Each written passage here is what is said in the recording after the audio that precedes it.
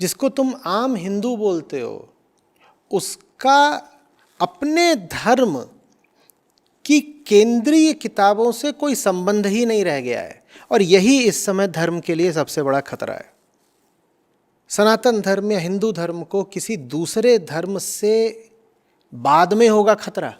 पहला खतरा उससे हिंदुओं से ही है, क्योंकि जिसको आप हिंदू बोलते हो वो नाम का हिंदू है। उससे पूछो तू कैसे है हिंदू, तो उसके पास बस एक बात होगी बोलने के लिए, मेरे माँ बाप हिंदू हैं तो मैं भी हिंदू हूँ।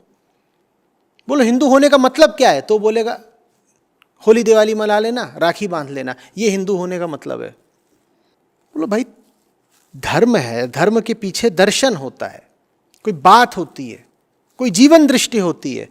वो क्या है तेरी, जिसको तू हिंदू धर्म बोलता है, उसकी दृष्टि क्या है, दर्शन क्या है, तो वो नहीं बता पाएगा, उसे पता ही नहीं।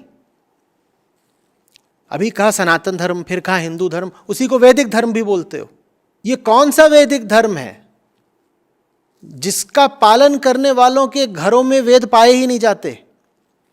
चलो पूरे पूरे वेद तुम नहीं पढ़ पाते या आवश्यक नहीं समझते, कोई बात नहीं, पर वेदों का जो उच्चतम दर्शन है वो जिन अत्यंत लघु और संक्षिप्त किताबों में मिलता है, उनको तो अपने घर ले आओ, उनको तो पढ़ लो।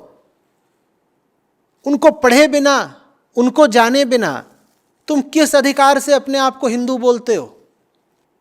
या बस ऐसे ही मैं हिंदू हूं, फिर तो कोई भी हिंदू है, कोई भी हो सकता है फिर हिंदू, लेकिन फिर उस शब्द का कोई अर्थ नहीं रह जाएगा, बहुत खोखला हो जाएगा। उदाहरण के लिए आप अगर कहते हो कि मैं वैज्ञानिक हूं, तो इसका मतलब आपको विज्ञान पता है, कोई विशेष बात है जो आपको पता है। वैसे ही जब आप कहते हो मैं हिंदू हूं, तो मुझे बताओ आपको क्या पता है।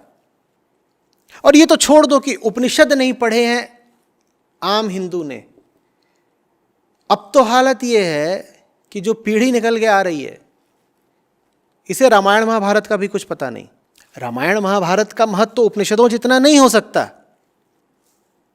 उनमें संस्कृति ज्यादा है, दर्शन कम है, लेकिन संस्कृति की भी अपनी कुछ महत्ता है।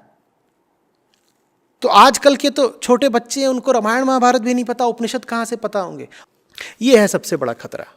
एक पूरी धारणा ही बनती जा रही है कि इन ऊंची किताबों का धर्म में कोई खास महत्व नहीं है। एक कल्ट ही निकल के आ रहा है जो कह रहा है कि पढ़ने की जरूरत क्या है।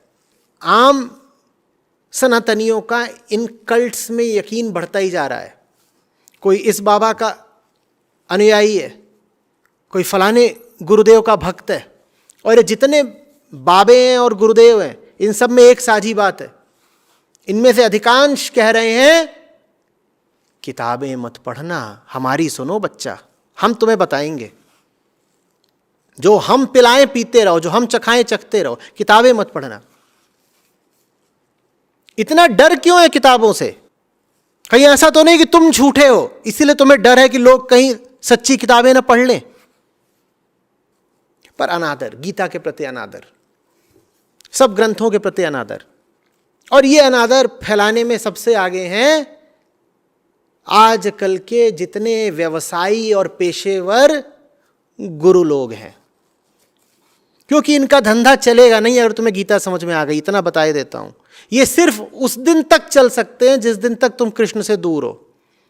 जिस दिन तुमको कृष्ण और अष्टावक्र समझ में आने लग गए, गुरु महाराज का धंधा तुरंत बंद हो जाएगा, क्योंकि तुम्हें दिख जाएगा कि गुरु महाराज एक नंबर के ठग हैं। होली दिवाली मनाने से या हिंदू नाम रख लेने से तुम हिंदू नहीं हो जाते। कुछ जानोगे, कुछ लिखोगे, कुछ पढ़ोगे। बाबा जी है ना, बाबा जी चरणामृत पिलाएंगे, Gurudev will tell, Gurudev himself will tell, your Gurudev is a bloody rascal, a scoundrel, what will he tell? WhatsApp पढ़ लेंगे, पैम्फलेट पढ़ लेंगे, इरोटिका पढ़ लेंगे, पॉर्न पढ़ लेंगे, गीता नहीं पढ़ेंगे। घर घर में संतों की वाणी होनी चाहिए, कबीर साखी ग्रंथ होना चाहिए, उपनिषद संग्रह होने चाहिए, श्रीमद् भगवत गीता होनी चाहिए, अष्टावक्र गीता होनी चाहिए।